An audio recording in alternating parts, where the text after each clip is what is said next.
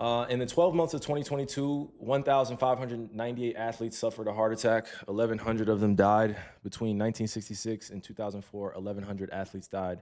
Read that again if it didn't sink in. I think if you know what, like, 2022 was, crazy time.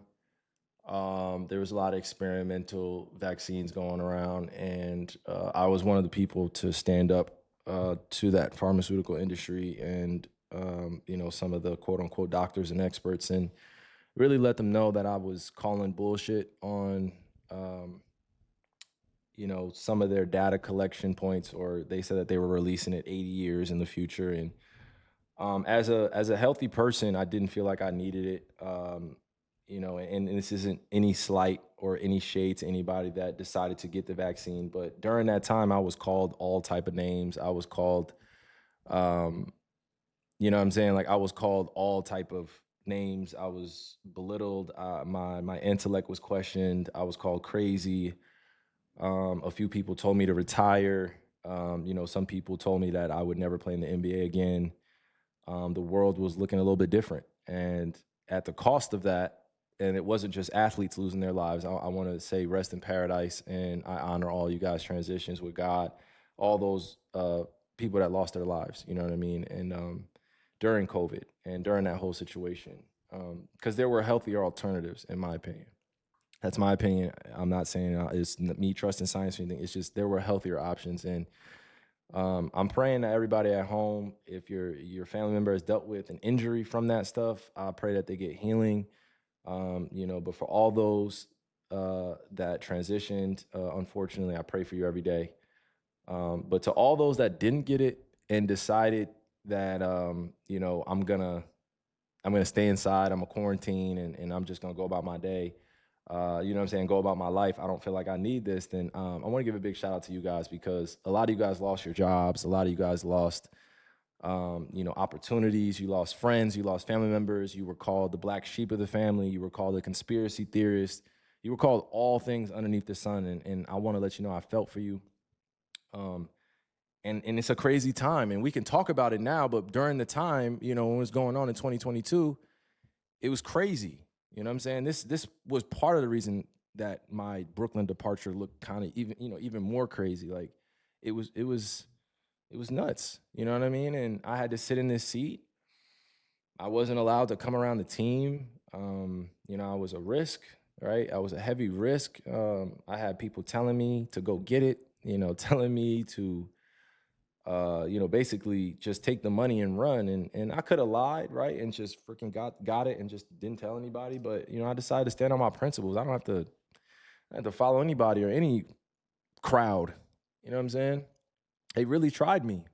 They really tried me. And I'm not blaming anybody. I'm not mad at it. But me telling the truth, this generation will know what happened. You know what I'm saying? My tribe was really there for me. I want to shout out to all you guys that really rocked with me throughout that time, because that's when I feel like, the narrative around me started to shift. It was started to shift prior to that, because I wasn't making all the best decisions. I definitely wasn't emotionally stable. Um, Emotionally stable doesn't mean I was going crazy. It just means I had a lot going on. Little do you guys know, and this is just a personal thing, during all that COVID stuff too, and just early in the years, I was making sure I could see my daughter. I was making sure that I was being a better father to her. And that was the only time I really thought about leaving the game of basketball, is when, I was fighting for my daughter. And, I just wanted to make sure that she understood that, my family is my priority. And, she's my priority. But yeah, it was crazy. Like, I went through a crazy time. And I felt like, people were taking advantage of me. They were able to spin a narrative about me, and I had to outgrow that, right? I had to outgrow that moment. But what it taught me was, I have the capacity to do a lot, but I can't do it all, right? I can't stand up for everybody and then expect me to recharge every single night. Like, I got to make space for myself, and basketball is truly important to me. It is an asset. It is a vessel for me. It is, it's a vehicle to bring me different places in the world, but it's not everything. My family is like part of my everything. You know what I mean? Like my passions outside the game of basketball are like my everything, like writing and reading and making music and reading and reading and reading. You know what I'm saying? Like that stuff matters to me. So when I was dealing with all that stuff, it was tumultuous. It was traumatic. I had to go and get therapy. I had to go get help. And I want to shout out to all you guys that are in this chat. Happy Men's Health Awareness Month, or Men's Mental Health Awareness Month. I'm praying that all you guys, all you men in this chat, all you young men in this chat, elder men in this chat, that you go and get the help that you need. There's no reason for you to be struggling out here. Obviously, for my women too, I want y'all to get the help you need too, right? If you need it, I care about y'all just as much. But for us, for the guys today, you know, make sure you checking on your mental health. Make sure you check on your bros' mental health.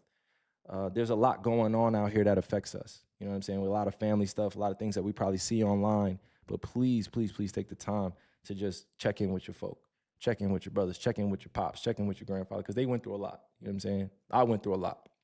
So I'm really giving a shout out to you guys that reached out to me on Twitter, reached out to me on Instagram, reached out to me in real life, gave me dap, gave me hugs, and told me that I am that dude, and I'm standing on the right things.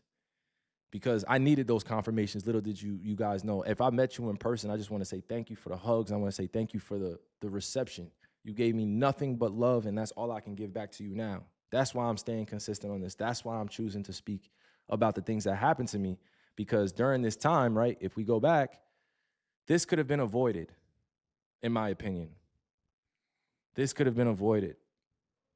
I don't think that this should have been a requirement for athletes. Look how many athletes we lost, right? I care about everyone else, by the way. I'm just saying, just look, this could have been avoided. Don't get me started on the names that are responsible for this either. They made billions of dollars off of this shit. Billions. These companies made billions off of this, and they're still trying to convince us to do more with this. Like, what are we talking about here? Life is truly a gift. We all get to experience together. I'm grateful for you all. Appreciate you, bro, in the chat. But this could have been avoided, all right?